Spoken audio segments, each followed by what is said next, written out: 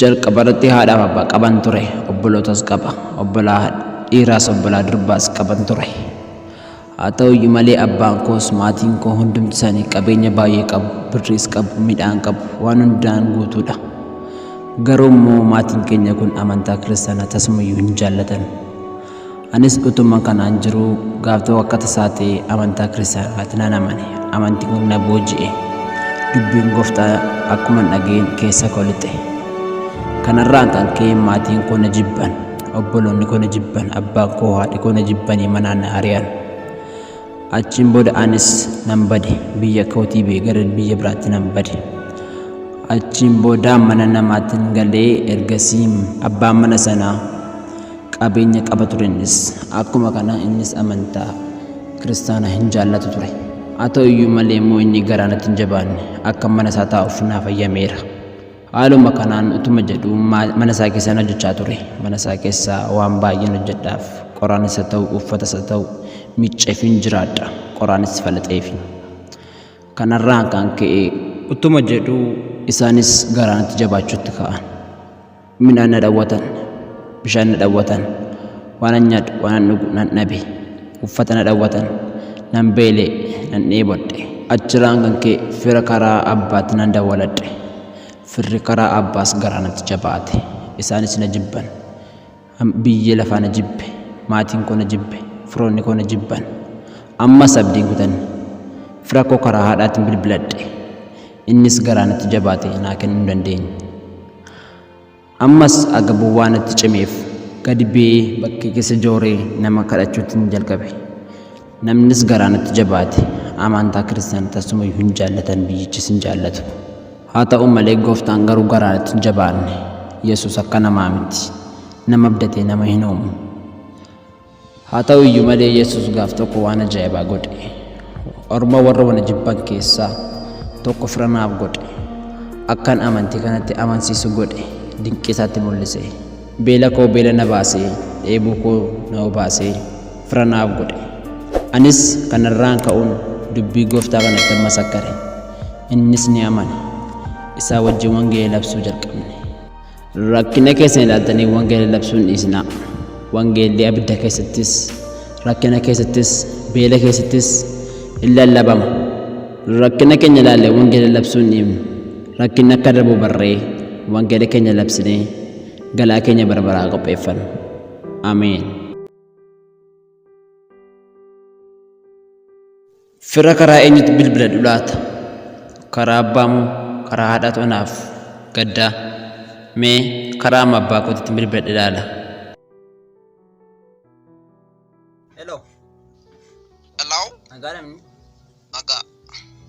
Nagaa waa sin gaaftu deemsee bilbilee. Maal ture gaaffin kee? Birrii nuti xiqqooshee illee naati keessaa jira. Rabbi gabunnaa ajjiisaa irra dhugaa. Birrii nuti xiqqooshee illee naati keessaa isiniin kaffala waa.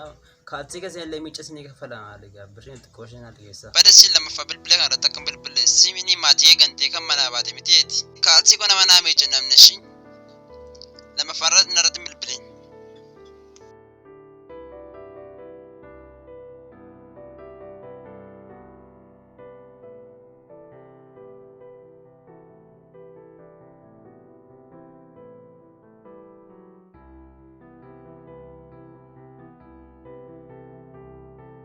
Amma immoo mee eenyutti yoon bilbiladhe fallinaa ta'a laata? Firri karaa abbaa garaanatti jabaateera. Mee ammas abdiin kutu fira karaa haadhaatiin bilbiladhe immoo laala.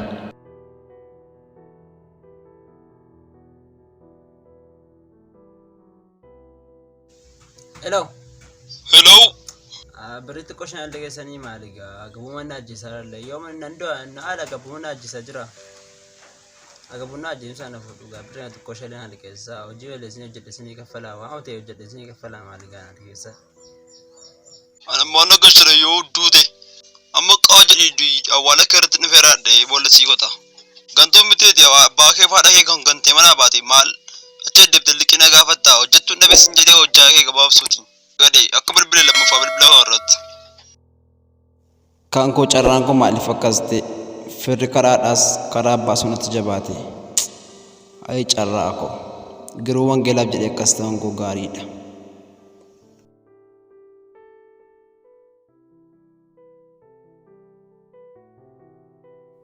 Atis naman taatu wangeelii maatii godha. Anatti amanatti an biddeen siin kenna. Nyaata kee dhugaatii kee uffata kee waan hundumaa siifan goota. Wangeelicha lafa kaa'i gara abbaa fi haadha kee dhiistee deebitetti deebi'i. An siifan goota waan hundumaa. Yaa ilma koo dubbise xanaan nageen wangeela Maatiyos boqonnaa 4 lakkoofsa 1 akkas jedha. Yesuus garuu deebisee caafata qulqullaa'aa keessatti namni nyaata duwwaadhaan hin jiraatu dubbii afaan Waaqayyoo keessaa ba'u hunda malee kan jedhu caafameera jedhe. Inni soba silaa maaliif waan ati nyaattu waan ati dhugdu siif hin kennu ree?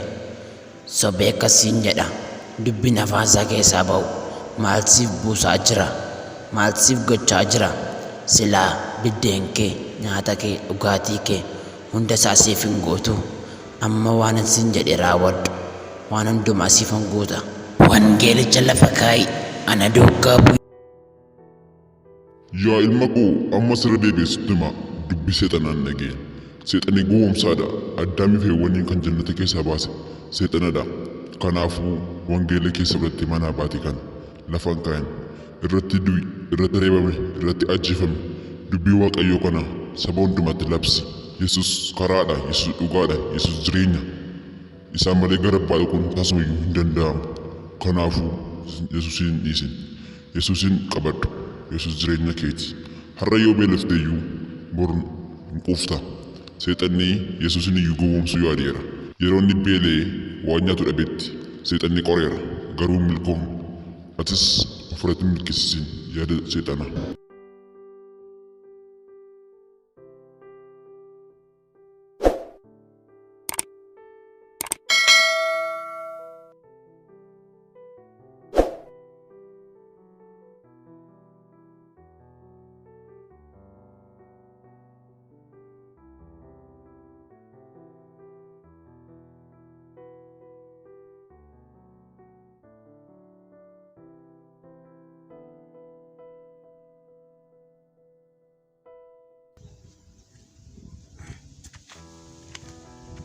Kawan.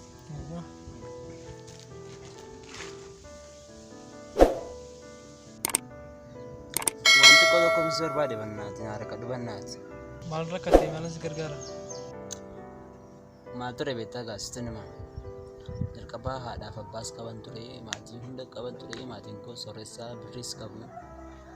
Karraan kee isaanii maatii amantii kiristaanaa jaallatan.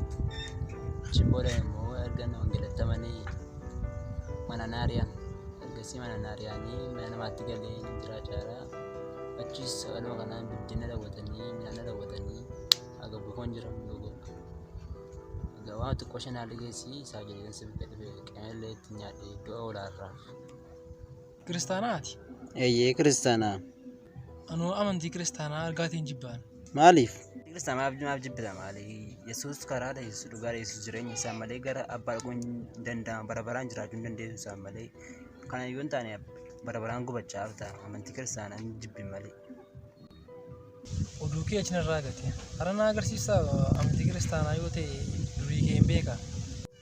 Ati na diddeera yemma? Eeyyee.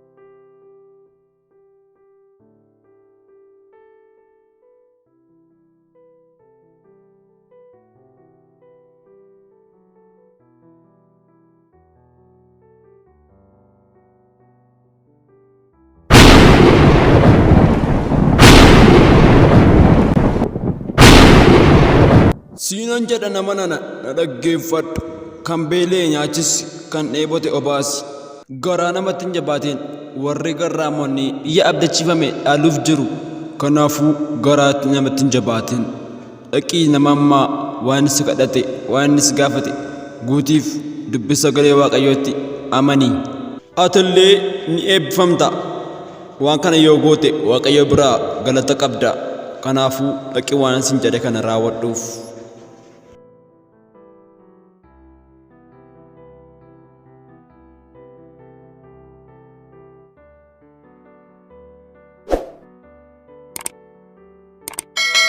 Ifama naa godha buleessa koo itti balleesseera. Tama gannoo gaafate. Maal taate maaltu si mudate jennaan ifama na gaafachuu dhuftee? Waaqa tamanattuudha fakkaata waan akka bakka wayii natti beere samii keessa. Achiin booddee warree maal taate maaltu si mudate jechiin? Kan beelee nyaachis naan jedhee kan dheebote obaas naan jedhee. San ifama si gaafachuu dhufe. Ifama naa godhi maaloo. Rakkoon qabu Yesuus araaraan jaallata. Garuu inni guddaan akkoo an araara siin godha. Yesuusin araara gaafachuu Yesuusin ifama gaafadhu. Yesuusin ifama nan gaafadha. Akkamittiin nan garuu akka kee kan ta'uu danda'a. Maal argee maal dhagee amanuu danda'a amantii kanatti. Turii isaa sitti dhageessee amanuu dandeessu dhagee fide si dubbisa.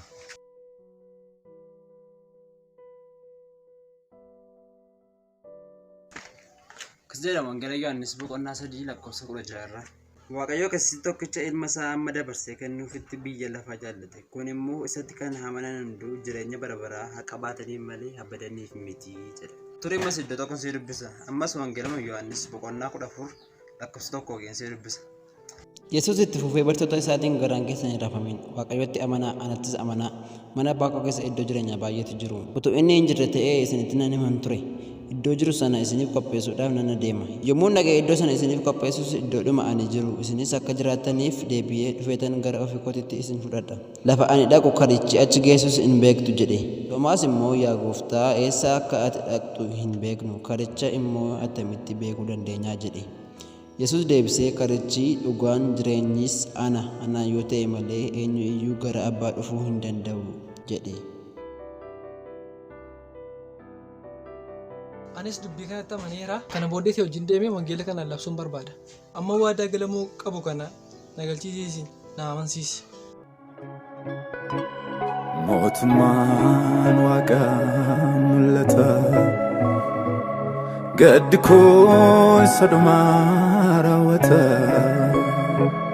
Boo'ichi jiru achi keessa. Oolichatu isaaniin geggeessa. Mootummaan waaqaan mul'ata. Gaddi koo isa dhumaa raawwata. Boo'ichi jiru achi keessa. Oolichatu isaaniin geggeessa.